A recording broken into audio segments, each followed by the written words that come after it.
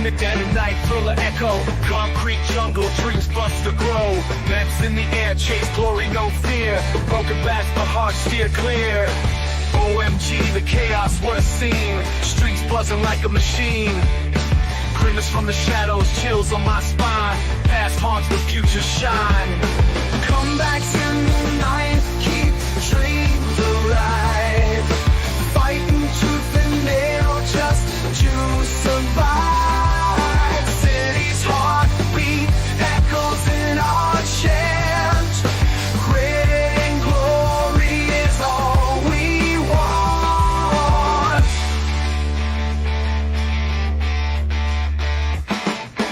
Brooklyn to Queens, hear the roar. From laughter to blood in every scar. Living legends made on this ground. From silence we scream, make a sound. Rising high, falling low, repeat again. Cycles of the game, addicted to the pen. Graffiti tales spray on the wall. Mets saga, forever stand tall. Rivals sneer, but we push on. What's up, Mets fans? Welcome back to another Mets Hot Stove Live right here on both of our channels and on X.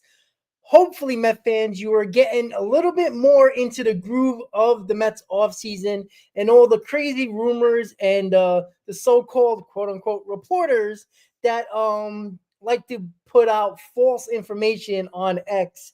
And it's kind of hard to, split through it and break through it and find out exactly what the hell is going on with certain guys that we're looking for.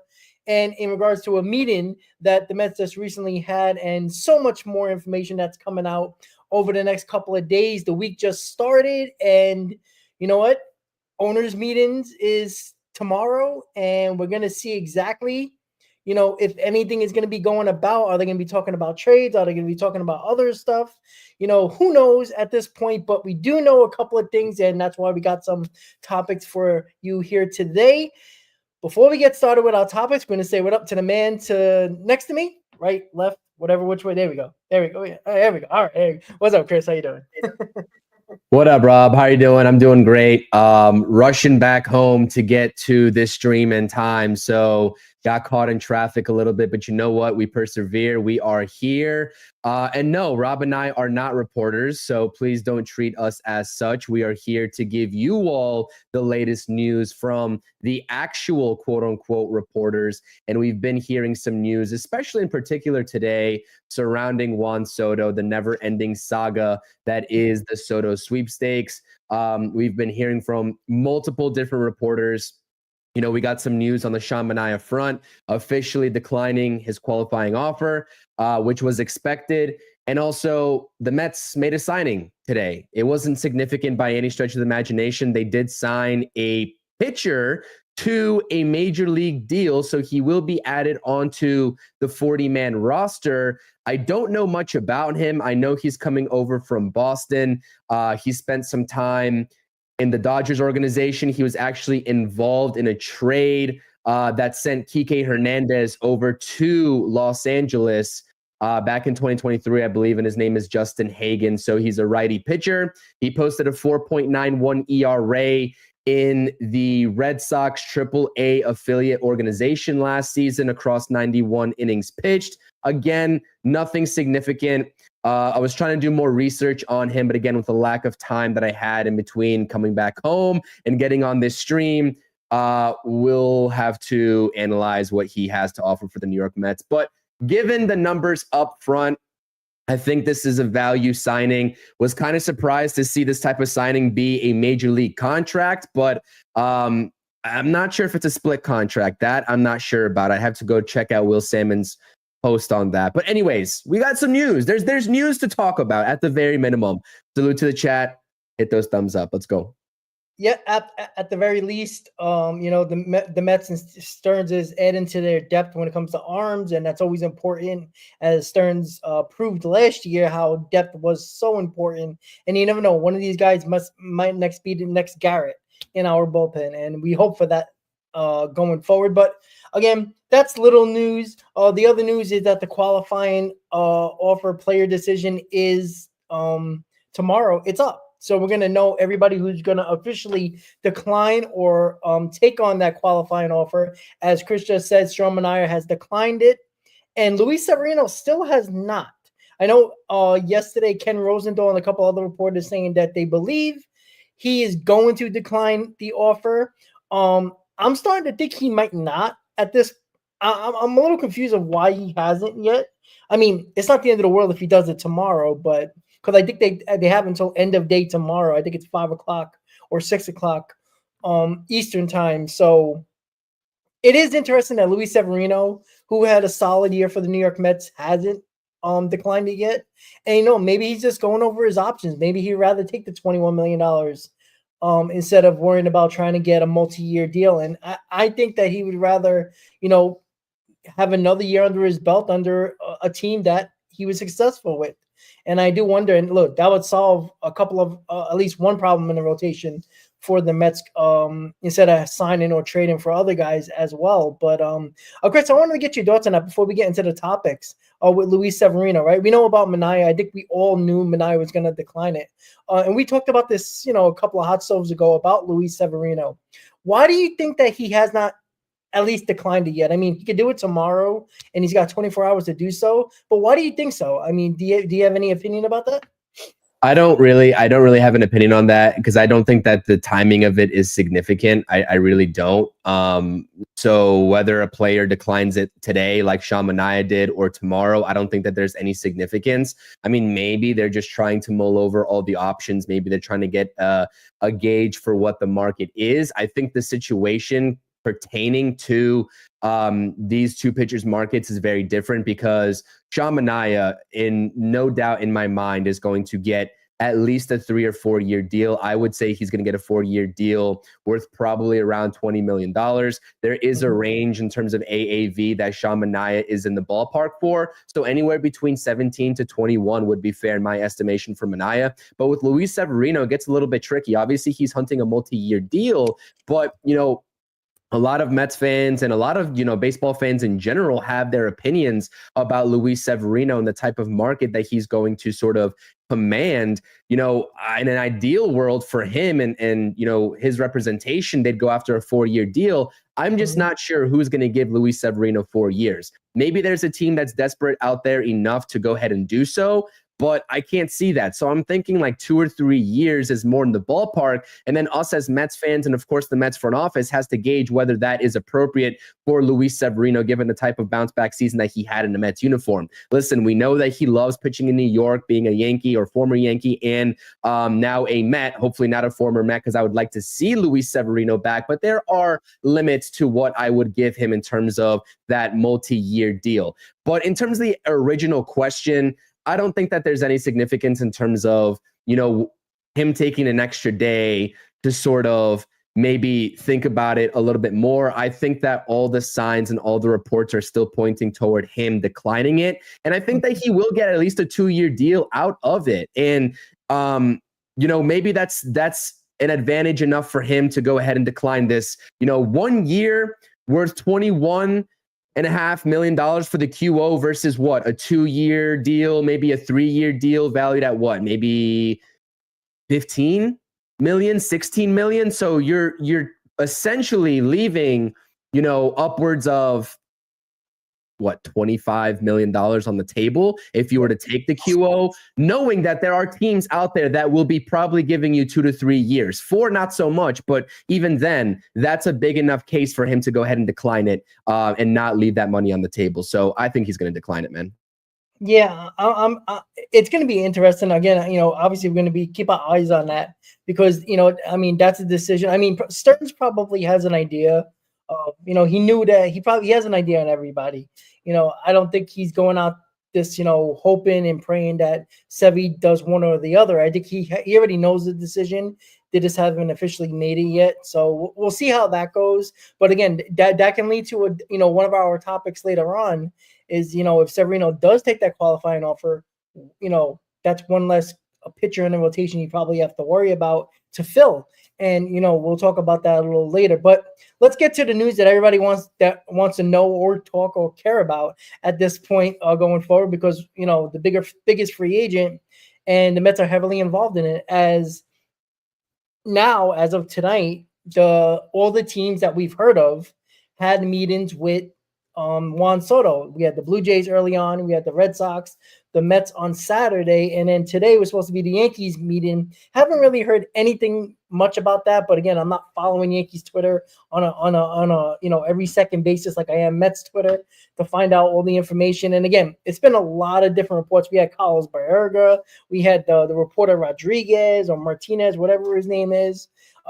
Coming up that the Mets made him an offer. Mike Rodriguez. Yeah, there you go. So it's like, I mean, the last time Carlos Baerga was kind of right was with that whole, craziness with Steve Cohen and, Correa and all that stuff.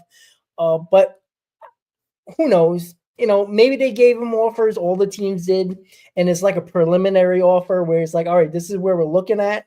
And obviously it's nobody's final offer probably. I'm not going crazy with the meetings. If you're going to have the best player on the market and one of the best players in baseball, if you can't have a good meeting with one of the best players in baseball, you shouldn't be running the team. Like, it's kind of hard to not have a good meeting. Like, every meeting, really good. It was very detail oriented. Whatever John Heyman said about, it was detail oriented. It was very, open and very honest, and what their goals were, what their future was, and all that stuff. It's like, okay, great.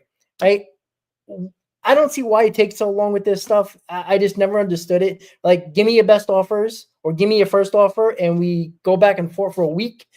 I hope this don't drag on. I don't believe Soto wants to drag this on. I think he wants to know what team he's on so he can be ready to go, probably mid-January and get ready to go. I don't think he wants to prolong this. I don't think Boris wants to prolong this because it hurts his other clients, to be quite honest with you. Nobody big is coming off the board until Juan Soto signs, right? Alonso, Santander, maybe Teoscar Hernandez might go before everybody, but even him, he'll probably have to wait. So, it's a trickle-down effect, and I think every one of those guys are Boris clients. So Boris, the way he's looking at it right now with all his clients, he needs the big fish to get off the board, because once that happens, then the dominoes start falling. And Chris, I want to get your thoughts on the Soto situation with the Mets, right? I think we all agreed on many hot stoves, and even during the season, the Mets are going to have the biggest offer, right? If it comes down to just money, he's going to be a New York Met. But what is it going to take for Juan Soto not to become a Met, in your opinion? That's a great question. I mean, because that's a great question, honestly. I mean, I've been very adamant about which team is the biggest to sort of take Juan Soto away from the Mets, and that's the Red Sox, because I think the Red Sox are a perfect fit. I think they can dish out the money. I think with what they got going on in terms of the prospects coming up, like, that is a solid organization to go to. You're still on the East Coast and you have that historical pedigree as well. Not quite so much of the Yankees, right? In terms of that success, but still on a pretty good scale. So everything can factor in there. And that's probably the biggest challenge that I can foresee the Mets running into is with the Boston Red Sox. But, this was funny because this directly aligns to what Michael Kay, right, was saying on his channel. I know we love to, roll our eyes at Michael Kay, and I do that all the time because he is very opinionated about, his displeasure for Steve Cohen and the New York Mets. He's very opinionated about that. We've heard his comments about, the booth comparisons between himself and, his partner and GKR. I mean, it's like never ending with Michael Kay and the Mets. But, even given and listening to Michael Kay on this topic, whether that report from Carlos Baerga is true or not, I don't think that offer is actually true. But you know what? That would be a good starting point, because I think the actual report from Baerga was 15 years for $660 million. I dropped a video about it on my channel, basically trying to dispel the rumor because I honestly don't believe in it. But if that, just to say in a world where that was true, that's right around the sweet spot for what I've been saying all along the AAV for Juan Soto should be. I've been saying $48 million AAV for Juan Soto should get it done. That's 47 right there, 15 for 660. Now, again, that would just be a starting point. Everybody wants to know if he's going to actually get up to 700, if that's realistic, if Scott Boras is actually going to dare to ask that from opposing teams and from teams that are in on Juan Soto, the Soto sweepstakes. But again, Michael Kay went out there and stated that he does not think the Yankees are even going to get to that $660 million figure. And obviously what Michael Kay says is not the end all be all, but I would actually be very hard pressed to think that the Yankees are able and willing to do that as well. We've talked about this many of times on our channel in terms of the Yankees willing to dish out that type of money for one player, given the holes that they have in their roster, which there are plenty of right now. And does it make sense for them to, allocate 45, 46, 47 million dollars a year instead of spreading that wealth around the diamond for their roster? It doesn't make sense to me at all from their perspective. And that's not me being biased, right? We've said this multiple times, but the other thing that Michael Kay said was that, $50 million is what the Mets are going to offer in addition to what the next highest bidder is offering. Now, again, is he coming, up with these numbers out of his butt? I mean, he could be, right? I mean, why 40 or why 50 million in comparison to like 25 million, right? Why do you need to go 50 million extra to bring him into the door? You just need to beat the offer, which is kind of like why I'm wary on that.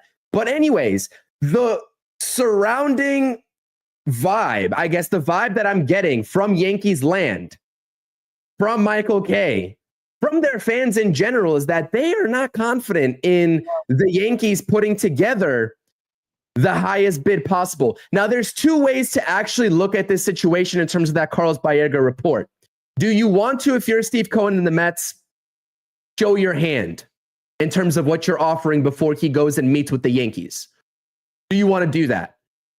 Because the Yankees can come in and say, we'll match that. Boom. And I think if the Yankees said that, the Mets would be like, all right, well, then we'll offer this much more. Mm-hmm. But on the flip side, you could maybe just big dog the Yankees and just bully them into saying, hey, listen, we heard $660 million is what's being offered by the Mets. We can't go that far right now, but here is XYZ reasons why you should still remain with us. Juan Soto and Scott Boras are going to laugh in their faces, but at least that would be the angle that they would have to take in order to retain him. This is a crazy situation, man, no matter how it plays out, because like I said, the Yankees definitely have their cap for Juan Soto. They're not going to even touch what the Mets have to offer. The teams that the Mets have to worry about are the Blue Jays, money-wise, not situational fit-wise, which is why I think that that's not even a competition either, but definitely the Red Sox. And again, I don't see the Red Sox outspending the New York Mets on the Juan Soto sweepstakes as well. So there's just so many unconfirmed reports out there. This is a whole revolving cycle, Rob, and I love talking about it, but it's going to drive me crazy. And I see Johnny here in the chat asking us when we think Juan Soto is going to sign. I'm also tending to agree with you. I don't think that he, I don't think that he goes and drags this out. I don't think so. So I can see a Juan Soto signing honestly happening within this next week. And shout out to my guy, Sheffy Jr. here. Great Knicks streams. I know he's not a Mets fan, but he's here to show support. If you guys are Knicks fans, you make sure to go subscribe to Sheffy Jr. Appreciate you as always. And thank you for becoming a member of the channel. I definitely appreciate that. Wanted to give that a plug. But yeah, I think a signing is at least imminent, Rob. I think it's at least imminent. Yeah, and I think Boras kind of has the strings to Soto here. Look, the best case scenario for all the teams involved, Scott Boras and Juan Soto, is him to get this deal done before the winter meetings. I think this is not going to go past the winter meetings. I think it's going to be either right before the winter meetings start, which is right in your screen, December 8th to the 11th. I think he's going to start right before that or in the first day or two of the winter meetings. And the reason why I say that is because Boras has so many clients, is that I think he wants to go into the winter meetings with Soto in the bag so he can work on his other clients, the big clients like Santander, like Burns, like Pete Alonso and all that. That's why I think it's going to happen before that. That's why I'm saying like a next week and a half type absolutely thing. Yeah, I think it's going to happen definitely over the next couple of weeks before the winter meetings. But yeah, I 100% agree with you when it comes to Michael Kay, right? Where are the bleacher creatures? Where are the Yankee fans that I heard all season? Oh, look how much he loves it here. Look how much he loves Yankee Stadium, and bowing to the bleacher creatures, right? Where are those fans now? Right? They've been awfully quiet. And the reason why they've been awfully quiet, I don't know if they're still licking their wounds after the embarrassment of the World Series, or they don't feel as confident. Just like you said, Chris, they don't sound that confident. Michael Kay is not a guy to blurt out shit like that. That kind of puts a negative undertone for the New York Yankees, as he is the Yankee announcer, right? And to say that tells me that he has a little bit more information than other people, other reporters, or anybody else. I think he's hearing things where he's not confident that the Yankees are going to go that far. I don't think the Yankees are going over $600 million. So I think if Steve Cohen goes past that, it's game over, unless it's the Red Sox or the Blue Jays, money wise.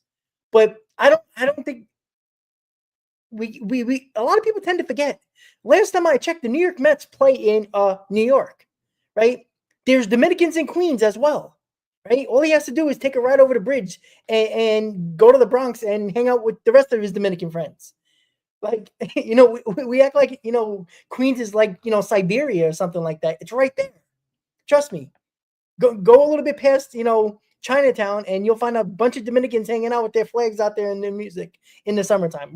They're okay. I promise you. The fact of the matter is, Juan Soto's taken the biggest offer. Why people and Yankee fans are silly thinking that, and they were saying this during the season. That's why they were just in their little their little feelings during the season where everything was coming up roses for them. They had Juan Soto. The loudest cheers from the bleacher creatures when they were doing a roll call was for Juan Soto. The fact of the matter is, he's taking the biggest offer. Like, it's not that hard to figure out. He's the biggest free agent on the market. He's one of the best players, and oh, by the way, he's 26 years old. Like, he's been waiting for this moment. Scott Boras is licking his wounds for last offseason. They're not going to put a penny on the table. And Yankee fans who kept on saying that he's going to take less money to go back to the Yankees makes absolutely no sense to himself, his agent, or the union, where they already had a huge problem 2 years ago with Aaron Judge taking less money to go back to the Yankees when he could have got more money from any of the West Coast teams that was ready to sign him, the Giants or the Padres. It's not happening. We have to understand that, right? It's not just Juan Soto's decision and saying, oh, because if he wants to take the biggest offer, he can probably go to Toronto. But I don't think that's happening. I think the Mets are going to make the biggest offer, and I think he's going to be a Met. And this is why 2024 was so important in getting their culture the way it was in the clubhouse.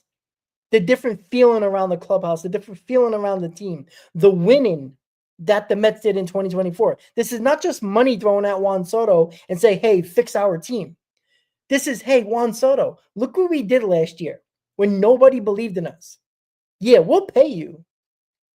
But we also got the culture. We also got the chemistry. We also got the owner that sounds like it's going to spend on you, but it's going to spend on other guys to make this team better. Right? Hal Steinbrenner can't walk into that office and tell Juan Soto, I'm going to pay you and I'm going to get this guy and that guy. He's not doing that. So that's why I believe that anything over $600 million, the Mets are the favorites. I don't think it's, maybe Boston can surprise us. I think it's going to, I think Boston's going to have to overpay a lot more. And I think Toronto's got to massively overpay everybody. And I don't know how far they're going to go when they know he probably wants to be in the United States in the Northeast. So there's many different things to look at here. And again, he can surprise us all and, go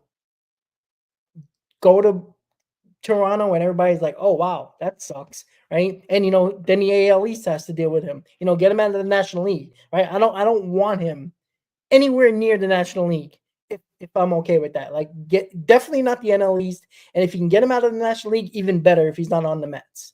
So something that we haven't really talked about as it pertains to the Soto contract. Again, I like to look at it AAV. So, the total contract, we can talk about 660 versus 700 versus 701. We can talk about that all day long. But how many years and how much does it equate to him taking up on the 2025 payroll and beyond? Now, I'm not trying to say that he is going to bring in as much revenue as a guy like Shohei Ohtani just did in the Dodgers reports of how much money he made the Dodgers in a single season. I think it was 100 million plus that they made on Shohei Ohtani just alone. I'm not saying that Juan Soto is going to do that for the Mets, but he is going to be at least up there in terms of making revenue, staying in New York City. Can you imagine how many ads, right? We've seen Soto and Judge, but how many ads we're going to see with a guy like Soto by himself and also alongside Francisco Lindor? Right? I mean, like, it just makes absolute sense. So, like, if you're telling me that he's going to make $50 million AAV, how much of that $50 million are you going to recuperate in a season? You know what I mean? You could say maybe like $10 million, $15 million. I don't really know how much you want to equate it to, but a fraction of that AAV just by being in this big market. And I'm sure the Yankees saw this type of revenue last season, although we don't have the official report. At least I haven't seen it in relation to, the Dodgers coming out publicly and stating how much money Ohtani made them. But Juan Soto is going to make the Mets money. And that's something that they can reinvest in the team, or Steve Cohen can just realize he can just pocket that. You know what I mean? So it's a no-brainer to, sit there and look at 660 over 14, 15 years. That's $47, $48 million. Hell, if you want to go up to 50, 51 AAV, yes, I get it. That is a huge portion of the payroll.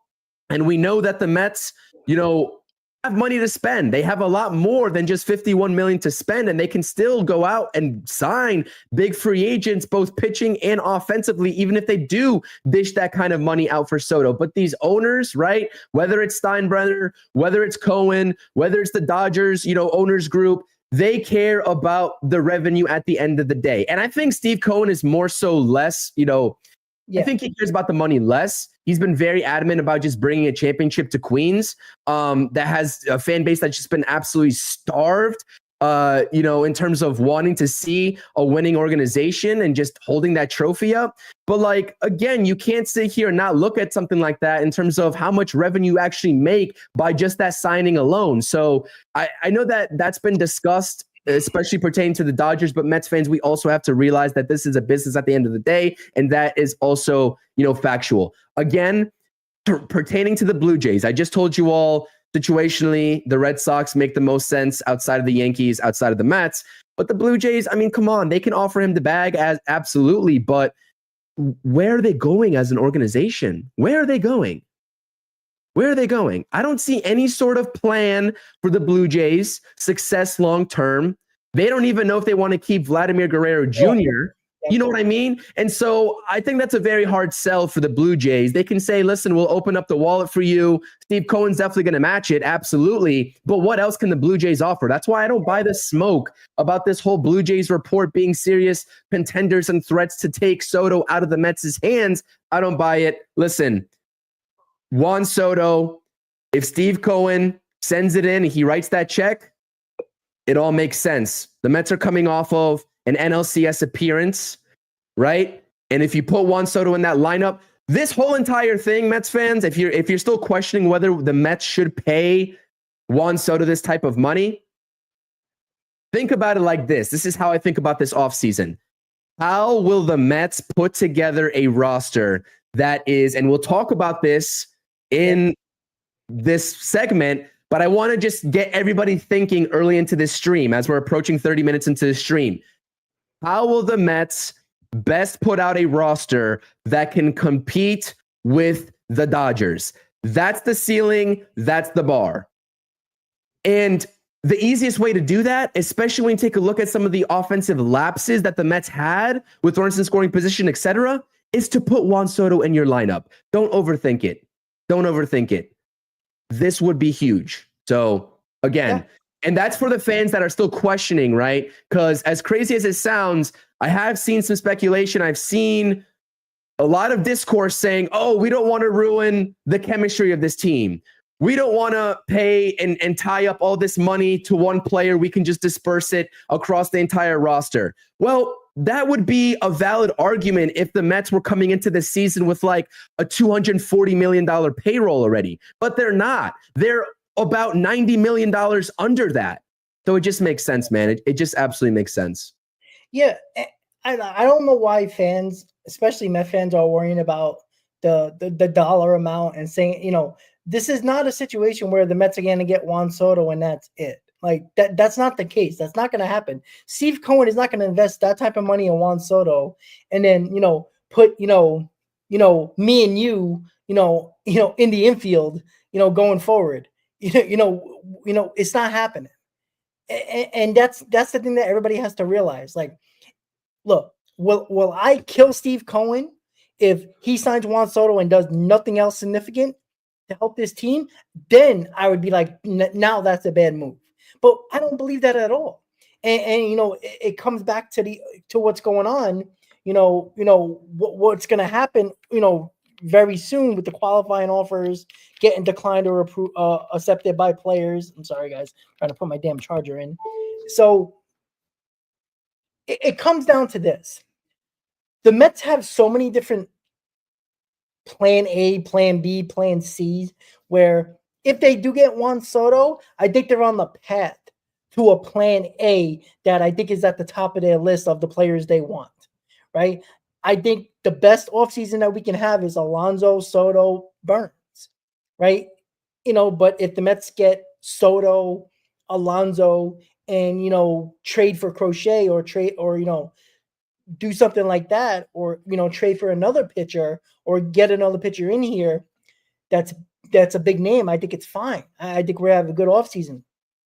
So it comes down to a lot of factors, but the factors is that I don't think Steve Cohen is fucking around anymore. I think he was respectful to the owners when he first got the team. All right, I'll keep Sandy Alderson here. I'll hire Sandy Alderson so I can pull in the reins a little bit. And then, it came down to, Aaron Judge is a free agent. The respect that he had from Hal, he stayed away from that because he could have easily well overbid Hal Steinbrenner for Aaron Judge, but he wasn't going to do that. This situation is totally different with Juan Soto because he's been eyeing that since the day he bought the team. You knew everybody that's there right away. Oh, Juan Soto, a couple of years from now, he's going to be a free agent. He's been gearing up for this moment, right? We can talk about Yamamoto and everything like that, or other players, Correa, Springer. It doesn't matter. He's gearing up for Juan Soto. And if he doesn't get him, it's going to come down to, did Soto just want to be with the Yankees all along and get the most amount of money possible, even though it might not be the highest bid? I find that very hard to believe. So I think Chris said he believes it. I believe it. We believe that Juan Soto is going to sign before the winter meetings because they just set up the winter meetings for Scott Boras and the craziness after Juan Soto signs, because every team can put that to the back burner now, and you worry about the next tier of free agents. That's only a couple of weeks away. So you're going to start after today with the Yankees meeting. I'm not sure if there's any other meetings with other teams. There might be some secret meetings. You're going to hear a mystery team here or there, like always. I would not be shocked if we get offers from teams sometime this week. I think you're going to start hearing those rumors if they actually did offer them, or you're starting to hear rumblings about offers. So Mets, Juan Soto, meeting was Saturday. All things look good. We'll see how that goes. You bring out Francisco Lindor to, kind of, wine and dine Juan Soto a little bit. And I think the Lindor thing, I think matters a little bit, only because of the fact that I think Lindor can speak from an outside perspective, from a guy who got traded to the New York Mets when he dealt with the bad chemistry and the bad clubhouse. I think Lindor can attest to saying, hey, I didn't like it here at first. I thought it was going to be a problem, but I found to love it very quickly. And I think the culture is why Lindor was in those meetings with Steve Cohen and Juan Soto and all those guys. Miss me with the whole Dodgers Juan Soto talk. I'm not believing that one bit. That doesn't scare me. That doesn't scare me. The Dodgers scare me in a lot of aspects for a lot of different free agents. Even still, this offseason, Juan Soto is not one of them. So again, we know the market for Juan Soto. There's probably going to be a mystery team in there. The Dodgers shouldn't really be a mystery team, to be honest with you. I can't see any scenario where he goes back or he goes to the West Coast and joins the Dodgers. I mean, other West Coast teams maybe, but I don't see them doing that. I just don't. Yeah. Maybe that's just me being naive or trying to speak it into existence, but there's no way they pull that off. So I'm going to leave it at that. Well, hey, if Tampa Bay Rays sign him, they're playing at George M. Steinbrenner Field, so in Florida, so he technically would be playing in the Yankee Field, so yeah, but I think it's going to be between one of these four teams that we heard about. I think he narrowed it down before free agency even started. I think these meetings were on purpose.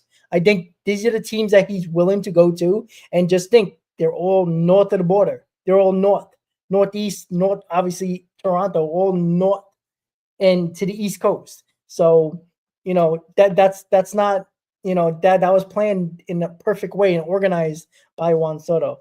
All right, so the next topic is Nolan Arenado. I know, Chris, you brought this up a couple of hot stoves ago. I'm starting to think that, you're starting to hear this now with Arenado. You're starting to hear a little bit more about, you heard about Willy Adames early on in free agency, about third base, because the possibility of not signing Mahasli Alonso not signing here. And I'm sticking to it that I think Alonso's going to get $200 million and it's not going to be from the Mets. And I think that's when he's gone. This is why you're hearing about Arenado. This is why you heard early on about Willy Adames, possibly moving to third base, because of the fact that the Mets have no problem moving Vientos to first base and trading for a guy like Arenado or signing Willy Adames. Right? These are solid players. I know Arenado might be a little bit over the hill, but that's why you're hearing signs, a little bit of noise about them. And Arenado's got 3 more years left on his deal at a hefty amount of money. And, he had a really down year. He's still one of the best defensive third basemen in baseball. Well, Chris, I'm just gonna ask you, since you brought it up a couple of hot stoves ago, and not saying that you're adamant about this and you want Arenado, but what are your thoughts about the Mets possibly trading for Arenado? Because if they take on that contract, how much are they really going to have to give the St. Louis Cardinals? Not much. I mean, look at the trajectory of, and this is the same thing why people want to at least check in on Jordan Montgomery. I mean, because it would virtually cost nothing in terms of capital you're sending back, and the money that you're, not the money that you're adding on. Obviously, you're going to add money on to the payroll, but like the capital that you have to send back. So it'd be basically just like signing Nolan Arenado via free agency. But again, I'm not adamant in terms of I want this to be a plan A for the Mets. Again, every organization, and the Mets included, are going to have their plan Bs, their plan Cs, even their plan Ds. We've already talked about the Willy Adames situation. If you're a part of my live chat right now, my channel, I'm asking you all, if it gets to that point, let's say the Mets do move over Mark Vientos to first base, who would you rather have if they are in the market for a third baseman, Willy Adames or Nolan Arenado? Because I think both of these guys are pretty valid in terms of being able to produce still. Obviously, the age is a factor with Nolan Arenado. He's 34 years old. Adames is about, 28, 29 years old, if I'm not mistaken. And, there's give or take situations. The defense of Nolan Arenado, clears Willy Adames, presumably, who hasn't played an inning of third base in his career so far at the major leagues.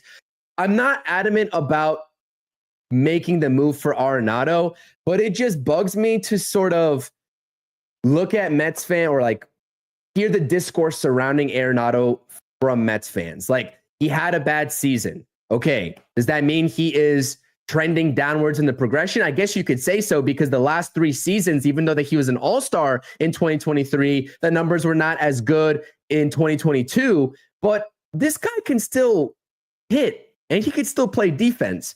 And he's not really making a crazy amount of money. The contract valuations for a guy like Willy Adames, have him making just over $23 million per year. And that's for 6 years or 7 years. Nolan Arenado, you're going to pay him $21 million in 2025. And then the cap hit that he carries on his contract goes down to $16 million for 2026 and then $15 million for 2027. And of course, that contract would be over when he's 37 years old. But like, let's not act like this guy can't play still. That's all I'm going to say. Would I want Nolan Arenado as my first choice this offseason? No. But again, just as the case is for Willy Adames and with Willy Adames, if you're selling him as a plan C option, if, Pete Alonso walks, if you can't get a guy like Christian Walker to keep Mark Vientos at third base, right? I mean, are we going to complain about Nolan Arenado? What other route would you take? Willy Adames? Yeah, sure. I'd probably rather have Willy Adames myself over Nolan Arenado. You want to go sign Alex Bregman for a bombshell contract that they're talking about him for now? Upwards of what, $290 million? Whatever Bregman's in line to make. I mean, I think Boris represents Bregman too, and there's some ridiculous report out there in terms of what his initial asking price was. I saw that. I was like, are you serious? Yeah. Anyways, again, I'm not adamant about actually making the move for Nolan Arenado. I'm just adamant about this guy can still play. And even though he had a relatively down 2024 campaign, I think he hit 272 with the 719 OPS, 16 home runs, and not even 100 RBI. So yeah, that's a down year for Nolan Arenado. I don't think that's a telltale indicator of what type of hitter he's going to be for the final 3 years of his contract. Again, that's just my perspective. That's just my opinion. And I don't think $21 million next year and in basically it's a descending contract, 21, 16, 15. I don't think that's really bad for a guy of the caliber of Nolan Arenado. That's just my humble opinion. Yeah, he didn't have a good season. 10 home runs left. He played 100 and he played about 8 more games in 2024. And, he had 71 RBIs, 16 home runs, batted 272. Not a great year, and even in 2023, it wasn't a great year. 26 home runs, 93 RBIs. That's solid. 266 average. He was an all-star. You could look at it in a lot of ways, right? You could look at it, the guys he had around him weren't that good, right? Everybody wants to make excuses for Pete Alonso, not having guys around him. Well, Arenado, can you name 2 guys that are in the Cardinals lineup around Arenado? Probably not. So again, this is not a situation where everybody's picking, making Arenado plan A, but you got to worry about plan B and plan C. And I think plan B, if Pete Alonso goes elsewhere, is sign Willy Adames, put Vientos to first base, and you got your third baseman in Willy Adames, and your infield's basically set for 2025. It's just a plan C option. If Willy Adames don't feel comfortable going to third base and somebody's going to pay him an awful hell of a lot of money to play shortstop for them, well, guess what? You can't lose Pete and you can't lose Adames. And what are you going to do now? I'm pretty sure, I don't think the Mets might win that battle with Christian Walker. It might be a team like the Yankees or another team that might want to pay Christian Walker a little bit more and a couple. They want to pay Pete Alonso, Rob. They might take Pete Alonso from the Mets if Soto goes here. So that's the thing. I'm thinking of the fact that I think that Pete Alonso is probably going to go to the Cubs. I know there's been reports that the Cubs don't want to spend money. I think that's just bullshit. They've been wanting Pete Alonso for 4 years now. They're not going to just say, oh, well, he's a free agent now. All hands on deck. I'm just seeing it as another option. And that's why Stearns is great at this. These information, this news is out there because David Stearns is, I don't know if he's directly putting it out there, but starting to spill out a little bit, I think purposely, about this, about Arenado, about Willy Adames, right? The day after free agent started, Willy Adames was, connected to the Mets somehow. That doesn't come out of the blue. And no reporter is going to be that smart to say, oh, maybe they can talk about Willy Adames. No, this is a situation where Stearns probably has a little bit of inside information when it comes from the Brewers saying that Adames wouldn't mind going to third base if need be. So, Arenado is not my number one choice. He's not even my number or number, letter A plan A, plan B choice, but he's definitely a plan C just in case if somebody wows Pete Alonso and he ends up, in Chicago, and then the Yankees sign Christian Walker, the Mets have to move Vientos at that point to first base. So now you have to worry about third base. Can you put Ronnie Mauricio? Everybody can talk about Ronnie Mauricio. This guy has not done baseball activities yet. You can't put a guy at third base who might not even be ready for spring training. You can't do that. So you're going to have to get creative here. And Arenado is not going to cost you anything but money. And if Steve Cohen is fine with that, then who cares? I'm sorry. But if you give me a guy who hit 16 home runs, 71 RBIs, and bats 272, you could do a lot worse. He definitely can do a lot worse. And I think with a lineup that's going to be better around him than he had in St. Louis, I think he can easily hit over 20 plus home runs and probably knock in 85 to 90 RBIs. And then you get a guy that you just had 2 years ago in 2023 that hit 26 home runs with 90 plus RBIs. And if you get that, your infield's just as good, if not better. Chris? So yeah, no, I agree with you. I mean, I think we're in agreement here. So I guess to look at it from a different lens, I think that we're all collectively out on Alex Bregman. Should his value hold up with what they're looking for? I like Alex Bregman, not for the money that these initial reports are coming out to be in terms of what they're going to ask for. So let's take a look at it from a different lens. Let's forget about Willy Adames. Let's just hone in on Nolan Arenado. If you don't want to trust the health factor of Ronnie Mauricio, and if you don't want to rely on that, which I would think would be a good idea not to rely on that, depending on, how soon he ramps up baseball activities this winter, if at all, would you rather at this point, this is, I guess, the next question in relation to my live chat poll, would you rather have Nolan Arenado, or would you just rather bring back a guy like Jose Iglesias? What would you rather do? Because Jose Iglesias, up there in age, you'll get him for like $1 to $2 million on a 1-year deal, presumably, and you can just call it that until Ronnie Mauricio is ready and just play it like that. But if you're going to try to sell me that we're going to be contenders this year and you want to start Jose Iglesias on the contending team,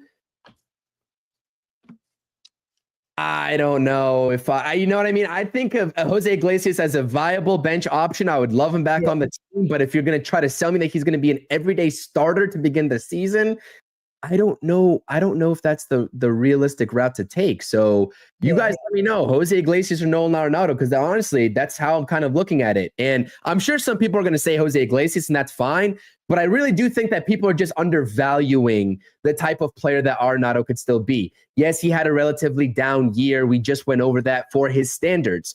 I mean, he could go out there next year in a different change of scenery, hit 280, get back to 25 home runs plus, and hit 100 RBIs for you. And he could be a nice number 5 hitter for you. So again, it's like, I just think that a lot of Mets fans are scared of the aging player. They're scared of the trends, and I don't blame them at all. But on the flip side of things, I've been watching Nolan Arenado play baseball for quite some time now. I don't think his offense is going to go anywhere, to be honest with you, even given this past year. I just think that, in my opinion, and again, we'll look back on this, whether he's a Met or not, and we'll be like, okay, maybe we were wrong about Nolan Arenado. Maybe he really is regressing. But again, as you just said, you could do a lot worse in that category for that amount of money that you'd have to bring him in for. So I'm not going to shy away from that if that's their plan C. Not at all. Yeah, absolutely. And look, I think, when it comes to, him playing on St. Louis, they really had a really bad year. And, I think that trickles down to other players as well. There's players all the time that, are on bad teams and they just don't play to their potential. They just, try not to get hurt. They try, I don't know. It just seems like he didn't have nobody around him either. And, it was a team that really just couldn't get out of their own way last year. At one point last year, the Mets were playing the Cardinals and they were like neck and neck in like stand-ins. They were like right next to each other. And then they completely fell apart. So just think of the guy, Nolan Arenado, thinking he's going to a team in the St. Louis Cardinals that basically, wins that division every year and, makes the playoffs every year and has World Series hopes. And it's looking slowly and slowly like they're that's going down the drain over the next couple of seasons. And he does have a no trade clause. So the Cardinals are even handcuffed even more. And you don't think he would accept the trade to the New York Mets, who are going to be contenders? Absolutely. And not saying the Mets are the only team that might be after him, but you can do a lot worse. And again, I think this is a plan C option. I think this is not a plan A or a plan B option. We already talked about the plan A. The plan A is keep Pete Alonso, and then you already have Vientos at third, problem solved. Plan B is Pete Alonso goes elsewhere. You sign Willie Adames if you can't get Christian Walker, and you put Adames at third, Vientos to first base, and your infield set that way as well. A lot of things have to happen for Arenado to be a New York Met. So that's where we are at the moment. But we'll see, right? A lot can happen over the next week when we hear rumors about offers to Juan Soto and, guys, other teams are going to be talking to players, including the Mets right now after the qualifying offers date tomorrow is done with, because that's when officially who are all the free agents now. Now it's set in stone. And that's when, everybody's going to get to work, and you're going to start hearing a lot of rumors, a lot of talk about nonsense, good stuff, bad stuff, wrong news, good news, who knows? But it's going to be very interesting, because why are we so excited about this offseason, Chris? We said it many times. It's not just about plan A. It's not just about Soto or bust. It's so many different combinations we can have that doesn't involve Soto that can still be a very good offseason. And this leads to our next topic. Steve Cohen talked about the Mets being the East Coast Dodgers, right? He talked about that, like trying to replicate the plan, the organizational fits, the way they do things, build up their farm system. Because let's be honest, guys, what guys have they brought up through their farm system that's currently on this team, right? Will Smith, right? Guys like that. Everybody else has been sign-ins or trades, right? Their best players, look who won the World Series, right? Guys like Freddie Freeman, they signed him. They traded for Mookie Betts, right? They signed Teoscar Hernandez. They signed Ohtani. They traded for Glasnow. There's not a lot of these guys that they brought up through their system. You know where all these guys in their system in? Other teams, right? On Tampa, on Boston. So when I talk about the Mets possibly trading prospects and why Steve Cohen talked about them being the East Coast Dodgers, because that's how you build a winning organization. That's how you build a consistent playoff team. You can't just keep all your prospects and let them all pan out. And the other guys that are in your farm system that don't have spots, you can't just leave them there to die. You got to use them as assets at some point. So everybody who wants to be a prospect hugger, look at the team that just beat the New York Mets in 6 games in the NLCS. They used their assets. Now, they kept a couple of guys and they brought them up through their system and are on the major league team, but the guys that helped them win a World Series are guys they traded. Jack Flaherty, Mookie Betts, money to sign Freeman and Ohtani, Hernandez, traded for Glasnow. That all requires money and farm system assets. The Mets have both. That's why it's very likely that they would trade for a starting pitcher as well, because the assets are starting to get crowded in similar positions and similar parts of the field, where you're gonna have to start making decisions on certain guys in your farm system to stay or go, because you can't keep them there to die and lose value. It's not a good plan for your organization. And if you want to be a consistent winner and a consistent playoff team, at some point, you got to replicate the team that Steve Cohen said he wants to replicate in the Dodgers. And that's trading some assets away and signing big free agents. That is successful. The Yankees do it and the Dodgers do it. The Dodgers do it more successfully because they make better signings that work out. And they've been making better trades. So, Chris, East Coast Dodgers? Yeah, and that also stems from I mean, I agree. I mean, this is something that they're a winning organization. And yes, they've had their moments of failures in terms of coming through while being perennial playoff, contenders and appearing in the playoffs for quite some time, but they finally came through. I mean, obviously the 2020 year, which everyone calls a Mickey Mouse championship anyways, but they won the real thing, right? They won this past year in 2024. So congrats to them. But everybody wants to replicate that. You know why? Is because they bring those guys in, like you said, whether it's pulling the trigger on trading their top guys, right? Or whether it's just going out there and signing, a player that everybody's out on. I know that Tyler Glasnow didn't really have the impact for them, but, they went out there and they did it. And I really do think that they find the best value for these players. And they have just like the complete team in terms of, obviously they're superstars, but they have a lot of good role players too, that they've prioritized to sort of push the envelope and push them over the edge. Yeah, man, it's something that it's going to take time. It was going to take time when Steve Cohen kind of initially said this, and I'm sure that he kind of regrets saying that when he first took over the Mets, because now this has been the whole talking point for the past, however many years he's been owning the New York Mets. But, East Coast Dodgers this, East Coast Dodgers that, that's a winning formula, but the Mets have to figure out how to do it their way as well. As much as I want to be the East Coast Dodgers, what works for the Dodgers might not work for the New York Mets. And we've seen that already with them being able to get a Yoshinobu Yamamoto and Shohei Ohtani, right? That works for them, but the Mets don't have that kind of luxury. There are certain guys and there's certain players, especially guys that are coming from overseas, from Japan.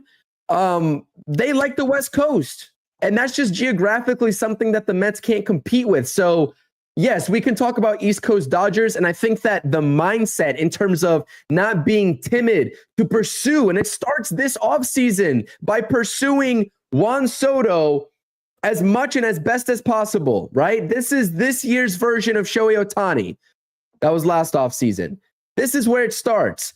Do not be afraid to dish out the money. The Dodgers made it work with deferred money. I know the situation with Soto might not be as simple. Maybe Scott Boras is going to be like, hold on, wait a second. We're not taking all that deferred money. Yeah. Maybe it's a fraction. I don't know how it works out, but it's the mindset for me of being able to put together the best packages. You don't have to overpay, by the way. You don't have to overpay. The Dodgers have put together some pretty competitive packages because their farm system has been pretty elite over the past couple of seasons, and they've been building that, and I understand that. But you don't have to overpay at the same time. There's a proper mix of both situations. So listen, I like this East Coast Dodgers talk, and I'd love to get to that scenario, but they have to do it in a way that best suits them. And it's not a one size fits all. You can't just mimic exactly what the Dodgers do because they have certain advantages that you don't have, and vice versa. The Mets have certain advantages that the Dodgers don't have. It's just finding out a way to sort of take advantage of those set advantages, so to speak. And that could be displayed here in the Soto sweepstakes. If Soto really wants to stay on the East Coast, then that's an advantage that the Mets have that the Dodgers don't. And I know that we've just been getting updates here, within the past 10 minutes on X, Twitter, whatever you want to call it, that Juan Soto is actually officially meeting the Dodgers on Tuesday. They are going to have a sit-down conversation with Juan Soto. Listen, the Dodgers are going to be in on, if you're Scott Boras, and if you have a client to the magnitude of Juan Soto, why would you not want to sit down just to hear what the Dodgers have to say? You know what I mean? It's like doing your due diligence as an agent. That's what you get paid for. So again, yeah, the Dodgers and Juan Soto are talking. I'm not buying into this smoke. I'm not buying into this hype, and I don't think you all should either. So if that's what you guys are worried about, I'm not worried about it until I hear something more concrete, until the stove really gets hot. But for right now, with all the reports that we've gotten, we know who the key players are in this race for Juan Soto. So I don't think that changes even with the meeting with the Dodgers. Yeah. Soto's staying on the East Coast. He talked about that a lot. He wasn't a fan of the West Coast. He said it already. It's too far from home, so to speak. He talked about that a lot already. So I doubt it. Look, you're not doing your job if you're not talking about the team that's been spending money like crazy, who spent $1 billion last year. Boras is not an idiot. By the way, all the meetings were in California. It's not like they had to fly anywhere. They just had to drive down a little bit. So, I mean, I believe the meetings were in Orange County in California. That's what, 35-minute drive? It's not far. So, it's not like they had to fly anywhere across the country to see the Dodgers. It was basically a hop and a skip, and you're in Dodger Stadium. So it's not like Orange County is that far from. Do you know why though? Do you know why that they had those, like why these meetings are taking place in California to begin with? Like, does anybody know that? Boris's agency is based in California, and I think he lives there. So I mean, yeah, I mean, I don't know if he lives in Orange County, but it was the meetings were in Orange County, California, which is basically LA. So it is what it is. So yeah. When it comes to the East Coast Dodgers, when it comes to the Mets, it's not specifically about talking about let's replicate everything the Dodgers do, because obviously geographic, you can't change that. You can't change geography, right? It is what it is. East Coast, West Coast. But what I'm trying to get at specifically here is the fact that when it comes to trades, and right, you see the Dodgers trading for Betts, right? The Red Sox have none of those prospects in their organization anymore. And that was only a couple of years ago. It was only 4 years ago, 5 years ago when they traded for Betts. And the Red Sox have nothing to show for it, right? The Mets traded Jared Kelenic for Edwin Diaz. I think the Mets won that trade, right? As Kelenic has bounced around a couple of times and found his, footing somewhat on the Braves, but he never became a number one prospect. With all the hype that he got, never became that player. So I think the Mets won that trade. We got to not worry about what we trade and think that all these guys are going to become stars, or even one of them. More often than not, one or two might be good players, might be solid players. Some might not even be in the league. You can't be afraid of that. And we have one of the smartest and best guys running our organization in David Stearns. You got to trust him. He also made the Christian Yelich trade, right? Does anybody remember who he traded for him? Who the Marlins got for them? No, right? Nobody cares. Nobody even knows. Some of these guys are probably not in the league anymore. The fact of the matter is, more often than not, the team that trades for the star player or the better player in the deal, it usually works out for that team. Because the prospects usually don't pan out, or even are not even close to being as good as projected, or the guy that you traded for. So we got to stop worrying about that. If the Mets trade for Garrett Crochet, there's a pretty good chance that Garrett Crochet is probably going to end up being better than at least the best guy we traded. There's a big possibility of that. And even if one player actually becomes very damn good, if Crochet helps you win, who gives a shit? Right? He's going to be on a terrible White Sox team that probably ain't going to be good for 4 more years. Who cares? And he's in the AL Central. Let's worry about them when we meet them in the World Series, right? That's what we have to continue to think about, right? How do we make our team better now or over the next couple of years? As I always say, the prime years of Lindor, Nimmo, and possibly Alonso. You can't waste those prime years of guys you gave huge contracts to, and you're going to tell me about 2029 when some of these guys might actually develop into great players. Because if they don't, you're back to square one with an older Lindor, with an older Nimmo, with an older possible Alonso. You can't keep on wasting those years, because we already wasted. Now, I'm not going to say we wasted a year of Lindor, but we wasted an MVP type of year from Lindor. 2022 was Nimmo's best year as a New York Met. And he had a really good season last year. You wasted him. You know why? Because you didn't win. Right? 2023 was a wash. You wasted a really good year and a predominantly healthy year from Brandon Nimmo. We got to stop wasting those years. You can't give big contracts to these guys that are part of your core and waste those years. At some point, you gotta. I mean, haven't we developed enough guys already? Vientos developed. Alvarez, your starting catcher. Nimmo, your starting left fielder. Pete Alonso, your first baseman. Right? You want to keep on going? We can keep on going all day here. Right? The fact of the matter is, at some point, you got to bring guys that are already proven, along with that young core you have as well, because the young core is here. You gave a contract to Nimmo. right? Lindor you traded for, he's a part of your core. You gave him a big-time contract. Pete Alonso could be a Met long-term, and now he's officially a part of your long-term core. And you hope Alvarez and Vientos are going to be a part of that core as well. You got to start bringing in guys that can put you over the hump.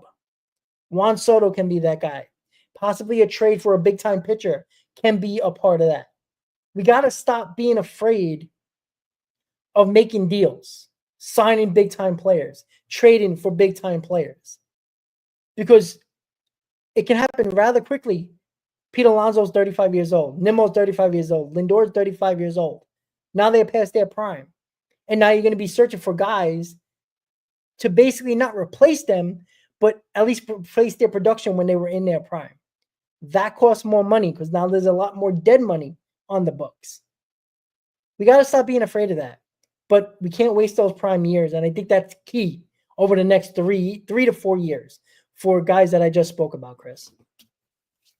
It's win now. I mean, it's win now. Really, there's no excuses not to, have that mindset. And we understood that was going to be a thing for the Mets, back when the 2023 season was a disaster. Like, we understood that was going to be the time frame. And, we got, I don't want to say lucky, but we got the pleasure of watching an NLCS appearance. I just hope the Mets don't take a step backward. And I'm not foreseeing that at all. But I have a little bit of worry when I take a look at a team. I know this is completely irrelevant, but the Giants and what they did in overachieving in 2022 when they weren't supposed to be anything. And then everyone has these expectations and they take a step back in 2023 and now inevitably 2024. You need to continue to build on the right pieces. And there's just a certain method to the madness in terms of going about that. But I agree with you in general in terms of where, your nucleus of your team is at and not wasting their prime years. I'm completely on board with that. And, you add into that nucleus the likes of Francisco Alvarez and Mark Vientos. They are part of that core now as well by default. Yep. So you're kind of mixing and matching the sort of youth versus the guys that are more so in the primes of their career. And I think that there's more mixing and matching to be done because I think that there's a perfect blend in terms of the age when you're talking about age of your roster. And let's be honest, the average age of the Mets roster last time I checked was 32 and a half, something like that. So there's still always room to get younger. But at the end of the day, you need experienced players out there. And I think that's what you're trying to convey. And I'm completely on board with you, 100%. I mean, the Mets are in a position where they're going to have to rely on some youth, right? They're going to have to rely on some rookies, whether it's at the rotation or whether it's in center field, the guy like Drew Gilbert. They're going to have to do it. But do you want to rely on, a team that has 3 rookies in the field and, 3 rookies in your rotation? I think that's a little bit of overkill at that point. I think that, again, that's where I talk about the perfect blend. So I'm on board with you. Let's talk starting pitching rotation, though, with the starting pitching market, because we do have an update on Corbin Burnes. And I forgot who was giving this update. I believe it was, it's gonna kill me now because I'm putting the face to the name. I don't think he was Feinstein. Anyways, it doesn't really matter who it was, but basically stating that, the report that we saw about the Mets being all in on Corbin Burnes, well, you might want to take a couple steps back in terms of that sort of conversation because it's looking like the market is the Orioles are going to be very heavily aggressive in terms of bringing him back. I don't see the Orioles bringing him back. I don't think that they are going to produce the funds to do that. Although they have a new ownership group, they could surprise us, but also the Dodgers. I mean, if you're trying to convince me that the Dodgers are going to take away a top free agent from the New York Mets this offseason, it's not Juan Soto, ladies and gentlemen. It is Corbin Burnes. That's my worry on the Dodgers front. So, and we know Corbin Burnes, West Coast guy. I do think he also pursues the money as well, whether it's the East Coast versus West Coast, but that is the biggest competition right there for the New York Mets is the Los Angeles Dodgers for the services of Corbin Burnes. Yeah. And Heyman also brought up a whole list of things of Juan Soto when the Mets meeting, and then at the very end, he put up that the Mets are going to be heavily involved in starting pitching market, which it's a very broad statement, right? They can be involved in a starting pitching market, but it could be all the Sean Manayas of the world, the Luis Severinos of the world, the Kikuchis of the world, and they still might trade for a top line starter. I still believe they're not, unless it's Corbin Burns, they're not giving big time money to any other high price free agent, either Fried or Snell. I think it's going to be Burns. And I think if Stearns is not comfortable with a number that's higher than what he wants to give, then Burns is out of the question. That's why I still believe the Mets are going to trade for a pitcher like Garrett Crochet. Again, it could be another top line starter that we're not thinking of right now. But I think it's more likely that the Mets trade for a top line starter than giving near $300 million to Corbin Burns. I don't think he's going to get 300 mil, but he might get like 250, 260, maybe even 270 if there's a little competition going back and forth for him. I don't think Stearns wants to be comfortable, and I'm sick and tired of giving pitchers 6, 7, 8-year deals and they break down in year 2 or 3. I don't want to do that anymore. I really don't. And I'd rather trade for a guy that has a little bit more control and you can get him on an extension that might save you $30 to $40 million on an overall contract when you trade for a pitcher like that. And Stearns has done that in his career. That's why when people like, oh, you got to go get Corbin Burns. No, you don't. We would want him, but you got to be smart about these things. I'd rather give high-priced players, high-priced free agents that are position players all that money because they're more likely to stay healthy over the course of a contract, unlike a pitcher. So let's say that. Let's not to cut you off. I apologize about that. But like for the sake of conversation, let's say, Corbin Burns isn't an option. Let's say they're just not simply willing to, go the amount of years. I think anywhere around $30 million for Corbin Burns is pretty fair. Maybe give or take a couple million, probably on the upper side, especially early on to the contract. And if you're talking about 6 or 7 years, that's like 210, 215 is what I'm guessing for Corbin Burns, if I'm doing my math correctly. But let's just say for the sake of conversation, the Mets are out on Corbin Burns. It's just not realistic. It's too high of an asking price. What is the immediate pitcher that you pivot to? Who is the guy that you pivot to? Trade-wise? No, I mean, I was talking more so free agents because I do think outside of Sean Manaea, I do think that the Mets are going to have to sign another free agent pitcher. Even if they do trade for a guy like Garrett Crochet, I think there has to be at least 2 free agents that you sign. So Sean Manaea, Garrett Crochet, and Kodai Senga as your top 3 doesn't sound too bad. But what is another pitcher that you're willing to pursue and give a contract to? Because again, Blake Snell's not going to come cheap anyways. Yeah, he's not going to get a 6 or 7 year deal that Corbin Burns is going to get, but he's going to get 5. I imagine him getting 5. Yeah. Blake Snell can go far away from Queens. I don't want him. I'd rather go Max Fried. I think because Max Fried might get no more than a 4-year deal. I think Stearns would take a flyer on Fried because if he does stay healthy, he can be one of the better pitchers in baseball, and he's a lefty. So I think that's why I love Max Fried. Well, that's what I'm saying. If you're gonna go free agent market, I mean it's Snell or Fried, and I'm not giving Snell $200 million for a guy who's a 5-inning pitcher and just doesn't do it for me. He just doesn't at all. At least Fried, he's a bulldog on the mound. We've seen him many times against the Mets. He's a guy that if he's healthy, he's a damn good pitcher. So can I claim that he's going to be healthy? I don't know. But I do feel confident that if it's a 3 or 4 year deal for Fried, Stearns will be all over that. Because I don't think there's that much of a risk on that type of deal, regardless of the AAV. Because I don't think teams worry about AAV. Players do, but I don't think the teams do. So I think if you can get a 3-4 year deal for Fried, I would do that in a heartbeat if it's not Burns. And Carl's on X in the stream in the chat, he was like, "You're willing to give prospects for an unproven pitcher in Crochet? Crochet's not unproven. He's not. He had 32 starts this year. He was pretty damn good. And yes, I am trading unproven prospects for a guy who was already done it at the big league level. I am, right? Every one of these prospects are unproven, right? Every one of them. Acuna was unproven until he wasn't.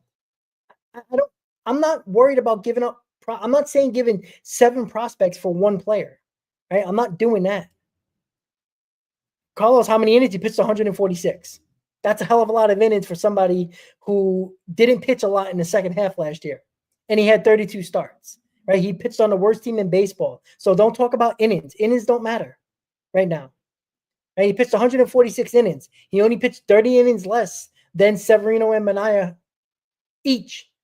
Not that much more. And remember, when he faced the Mets, he only went 2 innings. They were taking him out to protect his arm. Why? Because he's the trade asset for the White Sox.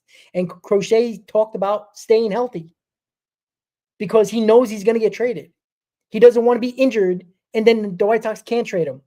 And it hurts his value, and it hurts the White Sox value. So 146 innings in a year where he just became a starter. Yeah. I'm not saying he's going to be, elite starter. But I think he's on the verge of doing that. But it's also about control that you have for 2 more years. Even if you don't extend him, you still got 2 more years. And that's 2 more years you can develop more pitchers in your farm instead of bringing them up who might not be ready, right? Is Sproat ready? Maybe. But maybe you don't have to bring him up because of Crochet or because of another pitcher you might trade for. So 32 starts and 146 innings is a hard pass. Why? Why is that a hard pass? Again, I just gave you the information. You just don't want to listen to it, Carlos. You got to listen here, buddy. The fact of the matter is he pitched 146 innings because, again, the final 2.5 months of the season, he didn't go past the 4th inning because the White Sox didn't want him to do that and Crochet didn't want to do that. He would have easily pitched 170 to 180 innings. They just didn't want him to. Well, I think the angle that Carlos is taking here is that he'd rather see the Mets just pursue Luis Castillo in this event and give the top prospects to them for Luis Castillo if he's on the trade block. And that's fine. But again, we're not talking about Luis Castillo that we heard nothing of. We got to be realistic here, right? This is a Seattle Mariners team that is expected to spend money this offseason. Why are they going to spend money and then trade Luis Castillo? You got to be realistic on what's available. And that's why I think the Mets are going to be in a very tough position if they really want to acquire that ace and they really want to build the best rotation. If you take a look at the lack of pitchers available for trade one, and then if you take a look at the sort of free agent market, which is, comprised of some pretty top guys, but there's question marks in terms of if you're actually going to pony up to their market value, then if you're not willing to do either, then what are we going to do? Just bring back Manaea and Luis Severino, roll the young guys and call it a day? That's not. And then lose. Right. So, there's going to have to be something broke down. Yeah, there's going to have to be something that you're willing to give up on, whether it's sending the necessary prospects over for a guy like Garrett Crochet. And I'm sure that there's some team out there that is going to shop a starting pitcher that we're not even talking about right now. That's not out of the question mark either. So we could be talking about Crochet, but maybe the Marlins, in a couple of weeks are like, well, our pitchers are up for grabs too. So you guys can, have conversations there. I'm not ruling that out of the possibility. We just haven't heard that. And why I haven't talked about Luis Castillo and why we haven't talked about Luis Castillo on this show is that I said it. I'm like, I'm not confident in the Mariners shopping Luis Castillo. Organizationally, with where they're at, it doesn't make much sense to me. I think that they would rather try to make a push for it. They just traded for Randy Arozarena not too long ago. Let's not forget about that. So you don't make that kind of move, right? Without the at least thought process that you're going to try to at least contend or compete for the playoffs in future seasons to come. So that's just my 2 cents on there. That's why it's kind of heavily in on the Crochet kind of aspect. Yeah. Do I still, I'm going to be honest. I'm going to play both sides of the coin here. Do I still have my own concerns about Garrett Crochet in terms of projecting him out for the next couple of seasons? I know that you don't, Rob. I kind of do, but again, there's going to have to be a time where you budge. And if we just talked about the Mets being the East Coast Dodgers, right, or trying to replicate something like that, the Dodgers have been proven to not even think twice about doing something like this, and it's generally worked out in their favor. So again, with the lack of options available, if you are going to lose Corbin Burns, which is taking you all back to what the original question was, who you pivot to after Corbin Burns goes elsewhere, you're going to have to either pony up the money to a guy like Blake Snell or Max Fried, or you're going to have to send the prospects over, pick your poison. And that's what we're trying to discuss right here. Well, that's the thing, right? It all depends what Stearns feels comfortable doing. If he thinks Burns is the guy to get, then money's not going to be an option. You're going to get him. But if it's not, Max Fried can be a great plan B option, and I think he'll be perfectly fine. But, we talk about, proven. Max Fried has been proven, but he also has been proven his last year with the Braves has been an injury year, and it wasn't elbow. It was shoulder and back. Guess what, guys? A pitcher with a shoulder and back issues, that's the guy you want to give 4 years to? I'd rather get a guy like Crochet, a lefty who was younger, who has thrown a lot more innings in his career than Max Fried, who showed signs last year of possibly breaking down. So you're taking a risk on that as well. Now, Burns, I don't think there's a risk. Maybe in year 6 or 7 or 8 of that deal, yeah. But because he hasn't been injured and he's a bulldog, I'm willing to probably go that many years and hope for the first 4 to 5 years of that contract, ace-like material. But you got to be careful. You got to be careful when it comes to Max Fried or Blake Snell or even, Corbin Burns. But I'm more comfortable giving Corbin Burns a big-time deal because he's shown that he can remain healthy and still pitch very good and be an ace, right? Max Fried, I know he's been – and Chris, you brought up last hot stuff about, his prior years. But, again, why do we need an ace? Because we don't trust Kodai Senga. Kodai Senga could be an ace, right? But he was out all of this year. Max Fried didn't pitch a lot this year because of injury. We can't be not confident in Kodai Senga, but then be confident in Max Fried to be healthy. So, and that's what I worry about, right? I mean, I don't think that's true though. He pitched 170 plus innings this year in 29 games. Max Fried did. Unless you're talking about 2023. Well, yeah, again, 2 years in a row though, right? That's the issue. With injuries. 2 years which were the 2 years? What did he have this year? I wasn't paying attention. Yeah. Max Fried didn't pitch a lot this year. He had issues. He was out like a month here, a month there. I think if he pitched 130, that was probably a lot. I could be wrong, but you are wrong. It's 100. He pitched 174 innings this year. He was an all-star and he posted a 3.25 ERA. I just told you. It seemed like he did that at all because it seemed like he was just not useful for the Braves. This is what I'm saying, though, with Max Fried, and you know that I disagree with you on this topic, is that out of the last 4 seasons, Max Fried, in 3 of them, if I'm not mistaken, taking away the COVID year, actually, let's go 3 of the last 4. The COVID year was 1.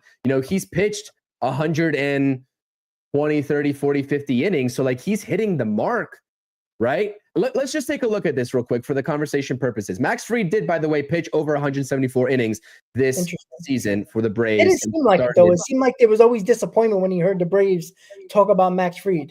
Okay, so past 4 seasons of Max Fried, 2021, 3.04 ERA and 165 innings pitched.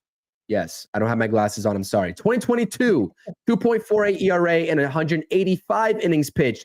2023 is when he got into the injury troubles with 77 innings. I believe that was the season that Garrett Crochet also didn't appear in many ball games. And then this past season, 2023. Well, right.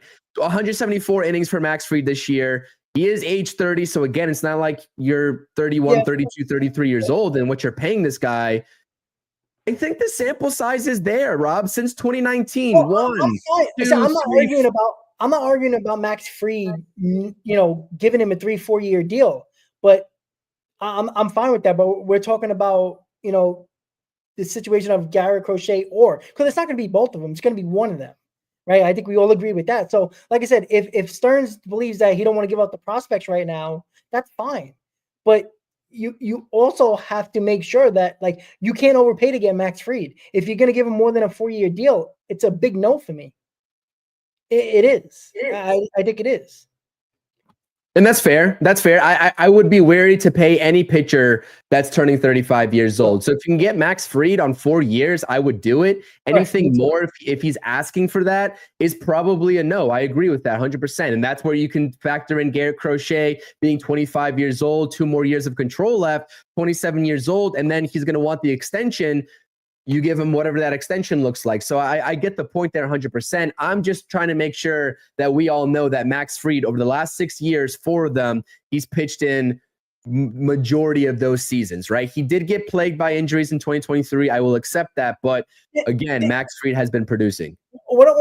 Every time the Mets play the Braves this year, and since I was in North Carolina, I've been watching the Braves broadcast a lot of the times as well.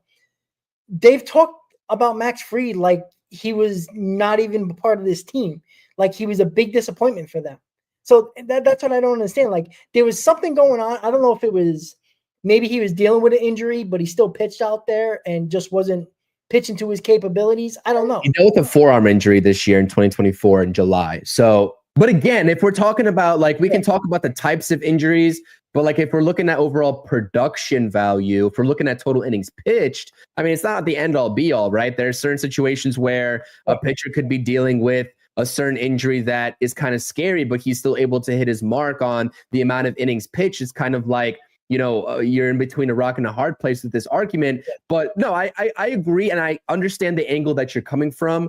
But and I'm not saying that I'd prefer Max. Actually, I am saying that. I think I'd go Max Fried. And I think when we did our rankings, I did have Max Fried as my number 1. So let me backtrack and not be hypocritical in that aspect. But yeah, if you have a good valuation for Max Fried, I would take it. If you have a necessity to trade for Garrett Crochet, that's also not the worst thing in the world either. So I think that no matter what, between those two guys, there's also other routes that you can take. Yeah. No, I want no part of Jacob deGrom. Please, no part of Jacob deGrom. Not for that money. I don't care about the feel-good story at this point. That ship has long sailed. He chose to leave. I'm done with Jacob deGrom. I'm done with that talk. I appreciate everything that he's done for this organization. No, thank you. Walker Buehler, if you can sign him to a 1-year deal, even given his injury concerns, this is not a guy that you're asking to be a top-level pitcher.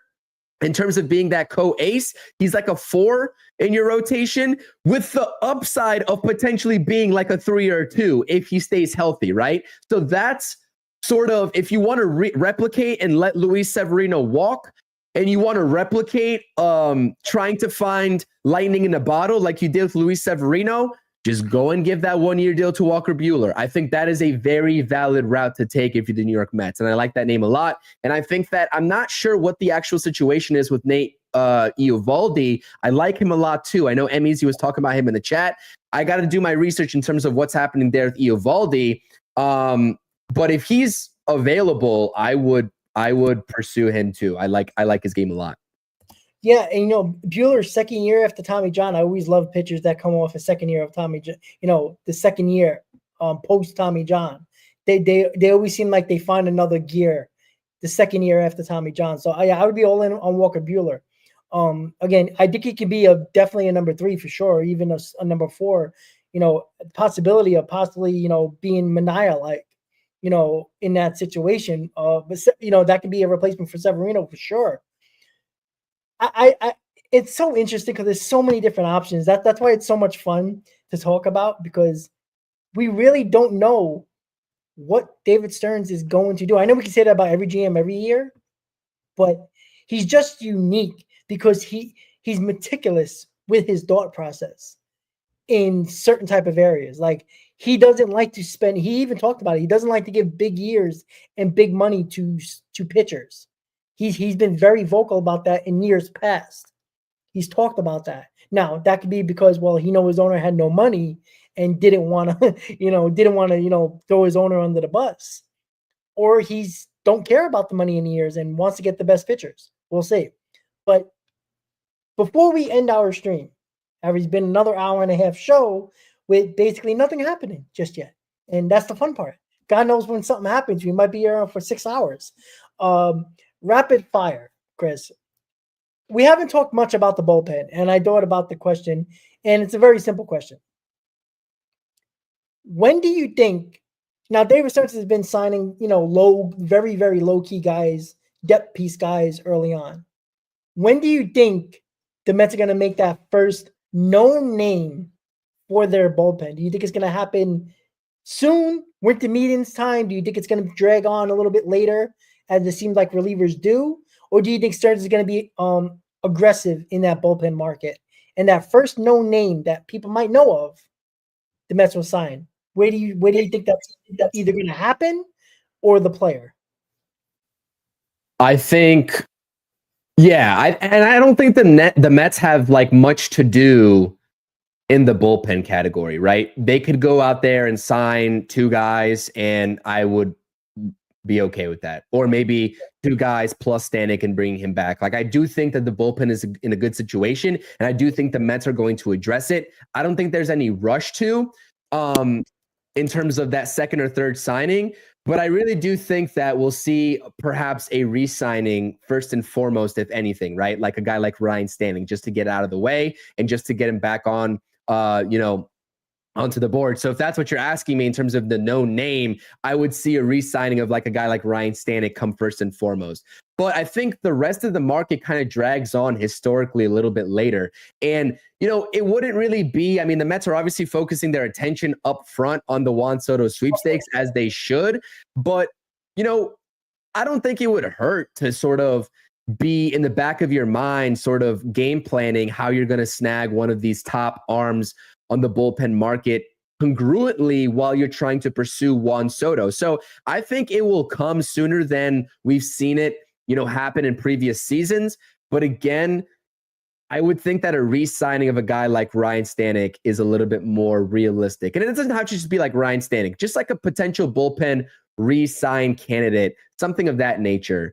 And we know that, this league has, and not only this league, this team, David Stearns has prioritized those, I guess, and this is still funny to me because Mets fans will still have the audacity to say like garbage bin hunting, but like the lesser deals, right? Like your minor league contracts that, get the invite to spring training and you can find maybe lightning in the bottle or whatever, because it's a 162 game season. Like those moves are going to come in, a flurry of varieties here. Probably, I wouldn't be shocked to see a reliever be signed by the Mets tomorrow for like a minor league contract. Like that's how early it happens. But the major name won't come, I think, until the winter meetings for the Mets at least. But a guy like Ryan Stanek you can see re-sign. So that's my answer for that. And again, there's a lot of different names. I made a bullpen video. I talked about like a guy like AJ Minter. I talked about David Robertson being out there. Canley's out there. You can trade for a guy like Devin Williams, perhaps, if the Brewers are open to discussion. So there's a lot of different routes for the bullpen. There's a lot of different options for the bullpen. Do I think it's realistic for the Mets to go after a guy like Tanner Scott? No, I don't think they're going to be in on him. Carlos Estevez, same thing. I think he's going to get a multi-year deal. And I don't think the Mets are in a position to hand out 3 or 4 year deals to anybody on this market. So I would pump the brakes if you expect the Mets to be in on Tanner Scott. But again, a guy like AJ Minter, who also has had, injury concerns himself. And I understand that it's kind of always a flight risk there with those types of guys, but you can sign him at a pretty good value. And the same thing with Jimmy Garcia.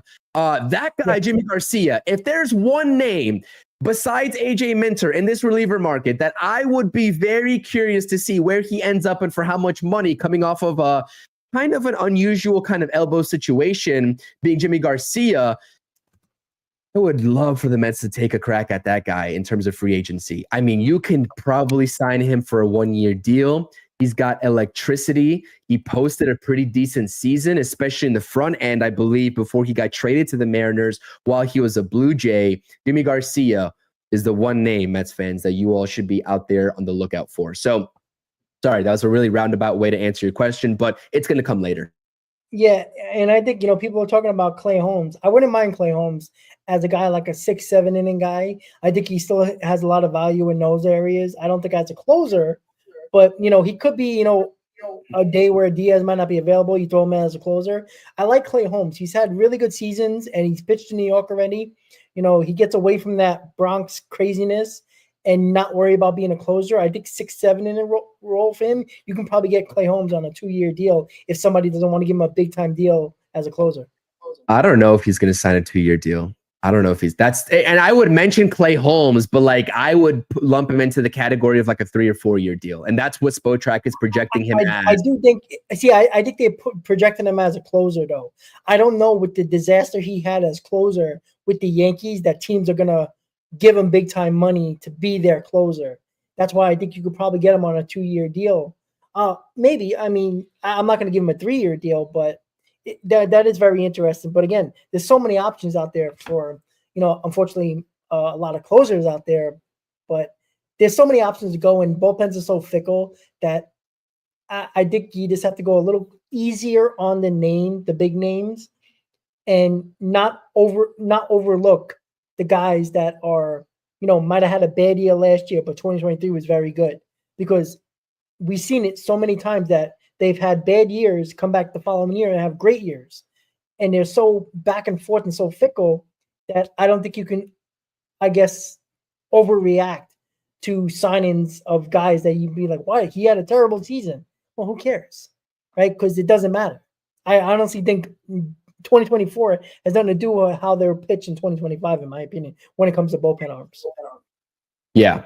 No, I agree there. My rapid fire question to you is pertaining to the starting pitching front and the rotation before we wrap things up here.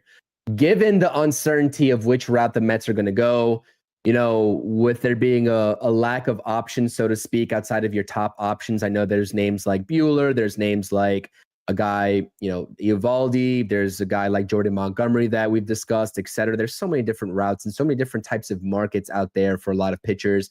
Yusei Kikuchi, I saw a couple comments. I would stay away from that guy. He's too inconsistent for my liking. But again, he had a pretty decent second half with the Astros. Over under, what would you put the over under at in terms of games started for Brandon Sproat? Or not even game started, but like the over under in terms of, because I do think that there's an opportunity where you put him in the bullpen too. So let's go ahead and just like maybe go down that route. What month in the season, if any, could you see a realistic possibility that the Mets call up Brandon Sproat? I'm going to go in a direction of the Mets pitchers being healthy, the starting pitching. If they're going to be healthy, I'd say probably after the trade deadline. So I would say sometime after July into August, if injuries don't happen, because I think if injuries happens, you might have a Christian Scott situation for Sproat, and you might have to throw him in there, especially if you're having a 6-man rotation that Stearns talked about. Unless it's bullpen as well, like you were talking about. But I don't know if they want to mess with him in the bullpen. I think it's similar to the Christian Scott situation, where I thought because they were limited his innings, throw him in the bullpen, and basically that's what they did with Buto. Anyway, I don't think they're going to mess with Sproat when it comes to throwing him in the bullpen. So if you're going to see him up this season in 2025, it's going to be in the rotation. And either somebody's really bad at the back end of the rotation and you're going to replace him, or somebody gets hurt and Sproat's going to be in there. But if those injuries and bad performances don't happen, I think Sproat's going to be here probably after the trade deadline, depending on what the Mets do. There you go. I'm looking forward to seeing him pitch. I really am. I think he became the number one prospect, right off the bat, especially after this season. And look, the farm system's getting better and better, guys. The drafting is getting better. The scouting internationally is getting better. That's key. That is huge, especially if you're going to be a competitive team, right? The Dodgers haven't picked in the top 10 probably in like 15 years. They've been signing international guys mostly. And that's where the Mets have to come in and have international scouting to get top guys on the international market. And that's how you build up your farm system when you continue to be competitive. So, guys, with that said, episode 6 of Mets Hot Stove is in the books. Well over an hour and a half. Talked about a lot of topics, right? A lot of broad topics because there ain't a lot of news yet. But don't be alarmed, guys. This week, you might even hear some rumors about offer towards Juan Soto. With that said, guys, everybody have a great night. Let's go, Mets. and we'll definitely see you next time, guys. Have a great night and enjoy the rest of your night, guys. Let's go Mets. Let's go Mets.